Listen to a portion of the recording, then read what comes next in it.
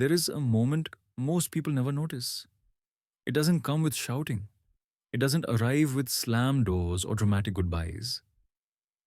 It arrives quietly, in the way someone stops explaining themselves. You've seen anger before. You've seen sadness. You've even seen desperation. But this is different. This is the moment when a person who once carried everyone else's emotions finally sets them down, and the world misreads it as coldness. Philosophy has always warned us about this mistake. Carl Jung, in particular, understood that what looks like emotional distance is often the end of self deception, not the absence of feeling. For years, sensitive people are praised for being gentle, but only when that gentleness benefits others. You're told your patience is a virtue, your understanding is a gift, your willingness to forgive is maturity. But no one tells you the hidden condition attached to that praise. You are allowed to be kind, as long as you remain manageable, as long as your insight doesn't expose anything uncomfortable, as long as your empathy doesn't turn into discernment, as long as you never stop absorbing what others refuse to face in themselves. This is where the illusion begins. The world mistakes empathy for softness, but Jung never did. To him, empathy was not weakness, it was heightened perception, a nervous system tuned so finely that it registers emotional shifts before words are spoken. Tone changes, micro expressions, contradictions between what is said and what is meant. Most people move through life half asleep to these signals, the empath does not. And that difference is exactly why they are targeted. Not because they are fragile, but because they are aware. Predators, manipulators, and emotionally immature people are drawn to those who can feel deeply for a simple reason. They need somewhere to unload what they refuse to carry themselves. The empath becomes a psychological landfill, not because they are weak, but because they are open. Jung observed that highly sensitive individuals often become mirrors for the unconscious material of others. People project onto them what they cannot tolerate in themselves: shame, anger, insecurity, unresolved guilt. And the empath absorbs it, often mistaking this burden for responsibility. This is where the first trap forms. Instead of using their perception outwardly, the empath turns it inward, questioning themselves. Maybe I misunderstood. Maybe I'm being too sensitive. Maybe if I explain better, they'll change. Over time, this self doubt becomes automatic, and the more perceptive the empath is, the more convincing the manipulation becomes. This is why kindness without boundaries is not virtue, it's vulnerability. Jung warned that when empathy is not balanced with self awareness, it becomes a tool others use against you, not through force, but through narrative. You are told that your discomfort is cruelty, your limits are selfishness, your clarity is coldness. And slowly the empath learns to distrust the very instincts that once kept them safe. But here's the part no one talks about. Every interaction leaves a trace, even when you forgive, even when you stay silent, even when you choose peace over truth. Your mind records patterns whether you want it to or not. The empath doesn't forget, though. They archive. They remember how someone's voice changed when they were challenged. They remember which promises were repeated but never kept. They remember the emotional shifts that didn't match the story being told. At first, this archive stays dormant because the empath is busy maintaining harmony. But Jung believed the psyche does not tolerate imbalance forever. Eventually, reality demands to be acknowledged. And when it does, the empath doesn't explode. They clarify. This is the moment people mistake for emotional shutdown. In truth, it's emotional reorganization. The noise fades. The over explaining stops. The need to be understood dissolves. What remains is perception, clean, precise, and unclouded by hope. The empath stops asking, how do they feel, and starts asking, like, what is actually happening? This is the beginning of transformation, not into something cruel, but into something accurate. Jung described this as the psyche reclaiming its disowned intelligence. For years, the empath was told their insight was imagination, their intuition was exaggeration, their discomfort was weakness. Now those same faculties align.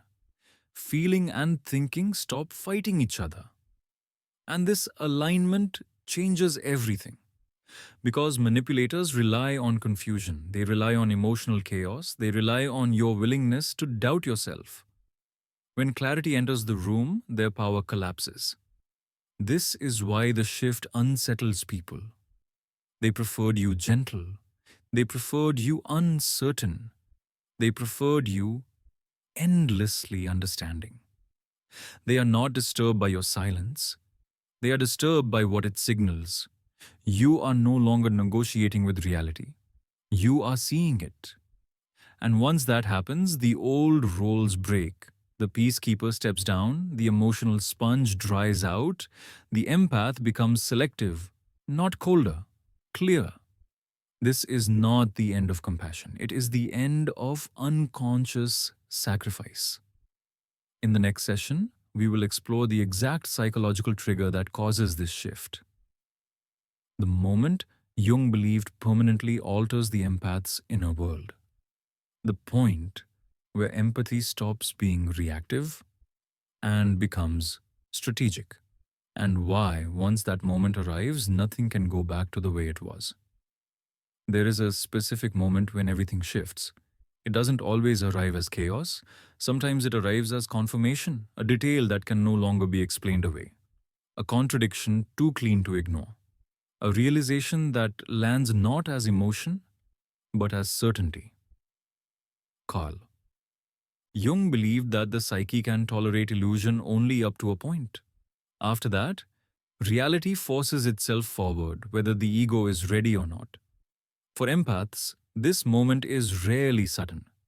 It is cumulative, 1,000 small moments stacked on top of each other, each one quietly recorded, each one dismissed in the name of harmony. Until one day, the weight becomes undeniable. This is the moment perception overtakes hope.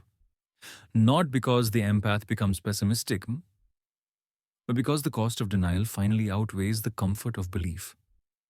Jung described betrayal not as an emotional injury, but as a psychological rupture, a tearing of the narrative you were using to survive.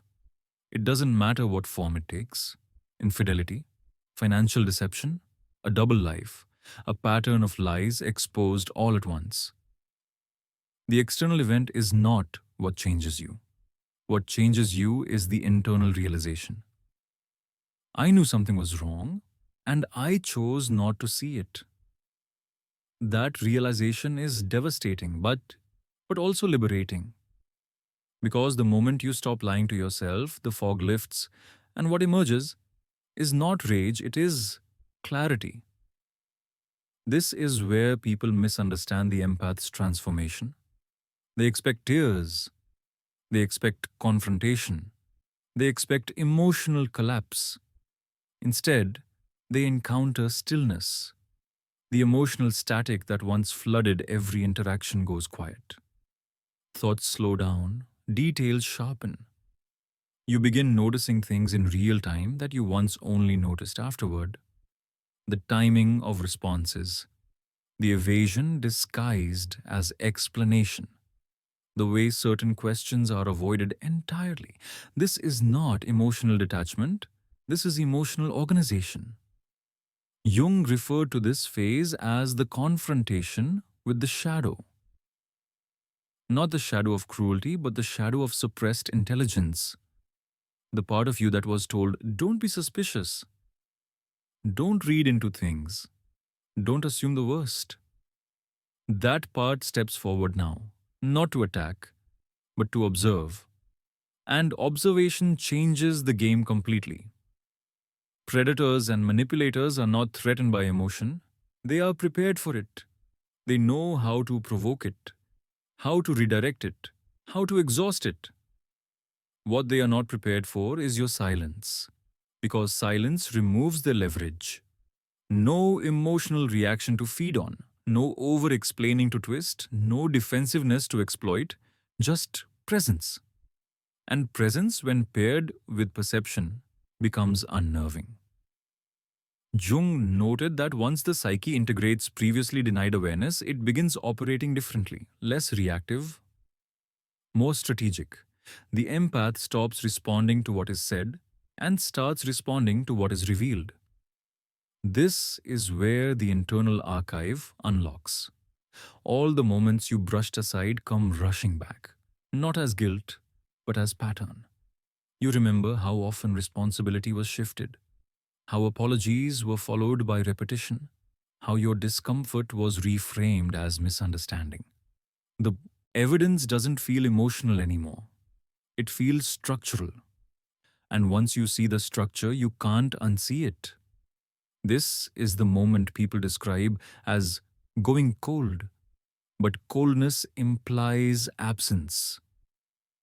This is not absence, it is precision. Think of a surgeon. They do not feel less, they feel accurately. Every movement is intentional, every decision grounded in clarity, not impulse. This is how the empath's perception reorganizes. Instead of flooding the system with feeling, it channels it. Instead of absorbing everything, it filters. Instead of hoping for change, it observes behavior.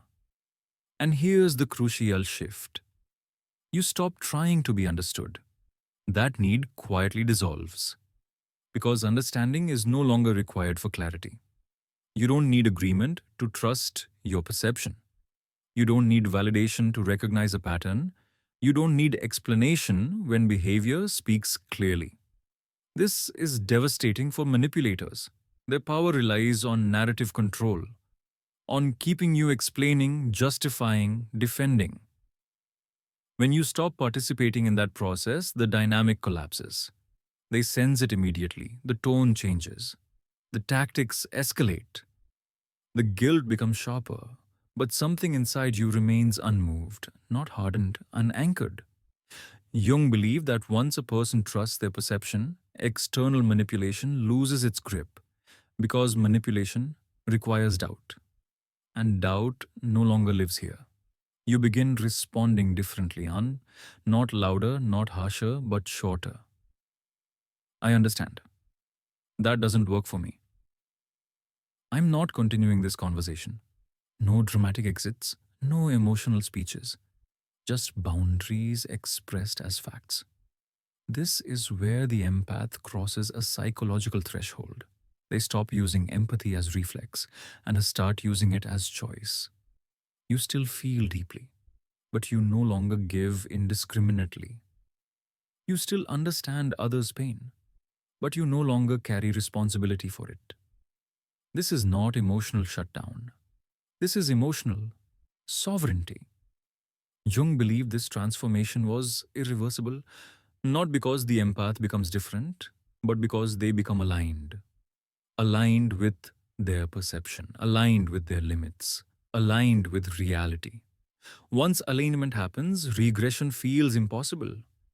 You cannot go back to pretending not to see what you see. You cannot unlearn the cost of self betrayal. You cannot unknow the difference between peace and suppression.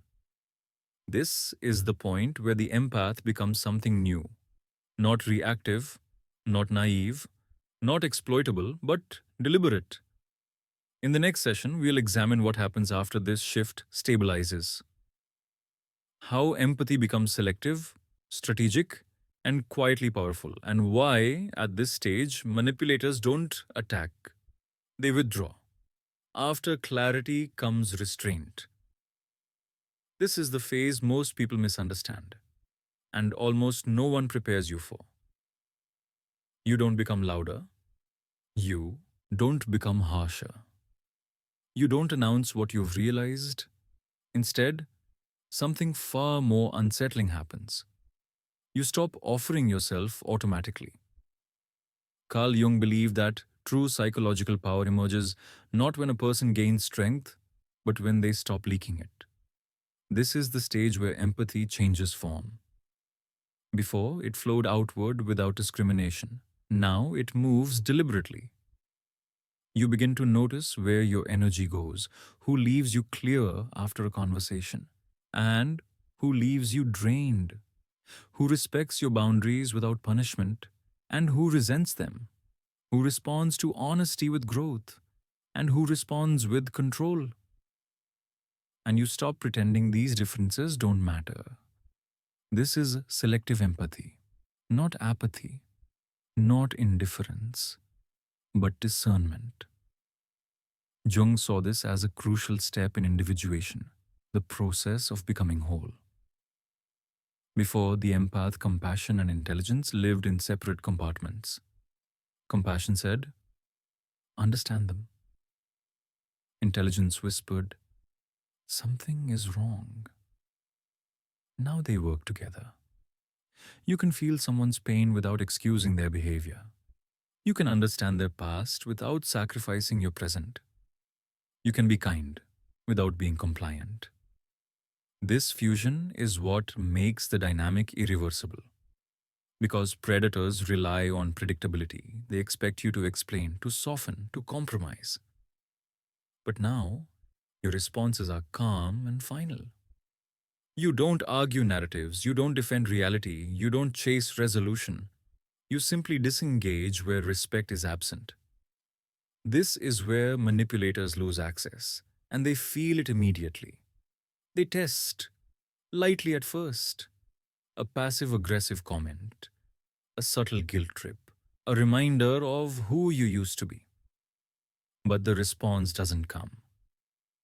Not because you're suppressing emotion, but because you've stopped rewarding behavior that drains you. Jung noted that unconscious patterns dissolve only when they are no longer fed. And that's exactly what's happening here. Without emotional reaction, manipulation starves. This is the part that feels unsettling to others. They sense your presence has changed. You listen, but you don't absorb. You speak, but you don't over-explain. You stand firm, without aggression. This creates a psychological vacuum. People accustomed to control feel exposed inside it. Healthy individuals adjust. Unhealthy ones retreat. And here's the key difference. You're no longer trying to manage the outcome. That's what sets you free. Before, empathy was used to stabilize the environment. Now it's used to observe it. You let people reveal themselves. And you respond accordingly. This is why manipulators don't escalate forever. They don't need conflict, they need reaction. When reaction disappears, they move on. Jung compared this to animals in the wild. Predators don't attack what doesn't flee, and they avoid what doesn't respond. This is not dominance, it's immunity. You've stopped providing the emotional hooks that once kept you entangled, and something remarkable happens. Your life gets quieter, not emptier, clearer. Fewer dramatic conversations, fewer emotional emergencies that aren't yours, fewer explanations that go nowhere. In their place, directness, boundaries that hold, relationships that feel reciprocal. This is where the empath becomes dangerous, not because they harm, but because they cannot be controlled. Their clarity removes leverage. Their calm removes chaos. Their restraint removes incentive. This is also where ethical responsibility enters. Jung warned that insight without ethics becomes manipulation in disguise. Because once you can read patterns, sense motives, and predict behavior, you could use that knowledge to dominate, and this is the fork in the road. You can weaponize perception, or you can use it to protect alignment. The cold empath chooses the second path, not out of morality, but out of self-respect. Revenge still requires engagement. Control still requires focus on others. Freedom requires withdrawal. You don't dismantle manipulators by defeating them. You dismantle them by making them irrelevant. This is the quiet power people feel but can't explain. Your presence no longer negotiates reality, it reflects it. And reflection forces choice. People either rise and or disappear. In families, this changes generational patterns. The one who always smoothed conflict stops doing it. The unspoken tensions surface and numb or dissolve. In workplaces, it exposes politics. Games stop working when no one plays along. In friendships, it filters. Those built on emotional access fade. Those built on respect deepen. And you don't have to enforce this, it happens naturally. Because selective empathy reorganizes the entire system around you. Jung believed this was the final test of individuation. Not whether you can see, but whether you can live without needing others to change. This is where the empath stops being reactive to the world and starts existing within it, unshaken. In the final session, we'll close the loop. We'll confront the ultimate question Jung left unanswered. Once you see clearly, what do you choose to become? Seeing clearly is not the end of the journey, it's the beginning of responsibility. Carl Jung warned that awareness, once gained, does not make you virtuous by default. It makes you powerful. And power always asks a question. What will you do with it? By this stage, the empath is no longer confused about people. Patterns are visible almost immediately. Motives surface before explanations arrive. Energy is felt before words are trusted. This is not paranoia. This is literacy. You've learned the language of behavior. And now the danger is no longer being manipulated. The danger is becoming careless with insight. Because the same perception that once made you vulnerable can, if misused, turn you into the very thing you learn to see through. Jung called this the ethical burden of individuation. When the unconscious becomes conscious, you don't just gain clarity, you gain choice. You can expose without cruelty. You can set boundaries without humiliation. You can walk away without punishing. Or you can reverse the flow. You can use silence as a weapon, clarity as control, detachment as superiority. This is the shadow of the awakened empath. And it's subtle. It doesn't look like rage or dominance. It looks like emotional precision without compassion. The ability to end conversations with a sentence, to destabilize someone with truth they are not ready to face, to predict reactions and steer outcomes quietly. You could do it. And that's why Jung insisted that ethics must evolve alongside awareness. Because if they don't, clarity becomes corruption. The cold empath who loses their moral center doesn't become loud or dramatic. They become quietly destructive.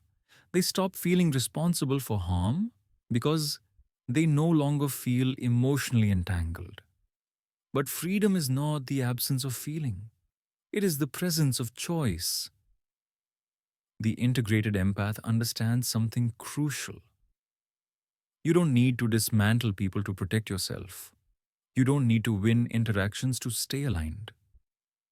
You don't need to prove that you see clearly. Clarity doesn't need an audience. It needs direction. This is where true strength settles in. You choose restraint not because you are afraid, but because you are no longer driven by reaction. You choose silence not because you are withdrawn, but because you no longer need to explain reality to those committed to misunderstanding it. You choose presence, calm, grounded, unprovoked, and this choice ripples outward. Families reorganize around it.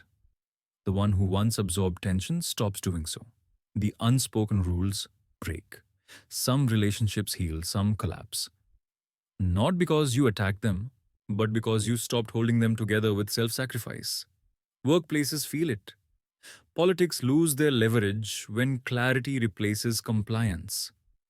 Manipulators seek easier targets. Integrity becomes contagious. Communities feel it too. Without speeches, without declarations, just through consistency. Jung believed that a fully individuated person becomes a stabilizing force in any system, not by controlling it, but by refusing to destroy themselves to maintain it. And here's the quiet truth most people miss. You don't become feared because you are cold. You become respected because you are steady, unmoved by guilt, unaffected by flattery, unafraid of disapproval. That steadiness is rare, and rarity attracts projection. Some will call you distant, others will say, You've changed." A few will accuse you of being heartless, but notice who says this. It's often those who benefited most from your confusion, those who thrived when you doubted yourself, those who relied on your emotional labor to avoid their own. Their discomfort is not evidence of your wrongdoing. It's evidence of your departure from an old role. You were never meant to be endlessly available. You were meant to be conscious, and consciousness always costs something. It costs illusions, it costs certain relationships, it costs the comfort of being liked by everyone. But what it gives you back is incomparable. Internal alignment, psychological sovereignty, the ability to move through the world without constantly bracing yourself. Jung believed the highest form of maturity was not moral perfection, but inner coherence. When your thoughts, feelings, and actions point in the same direction, when you no longer betray yourself to preserve peace, when empathy becomes a gift you choose to give, not a tax you're forced to pay. That is the final transformation, not into a cold person, but into a whole one. So, if you recognize yourself in this journey, if you felt the shift from absorption to clarity, from reactivity to restraint, from confusion to quiet certainty, then you already know. You see more now. And seeing more means choosing carefully. Where you give, where you stay, where you walk away. This isn't about becoming untouchable, it's about becoming unmovable, grounded in perception, guided by ethics, free from the need to prove anything. And if this resonated with you, if it named something you felt but never fully articulated, share it. Not for validation, but for recognition. Because when those who see clearly find each other, the old games lose their power. And that is how real change begins.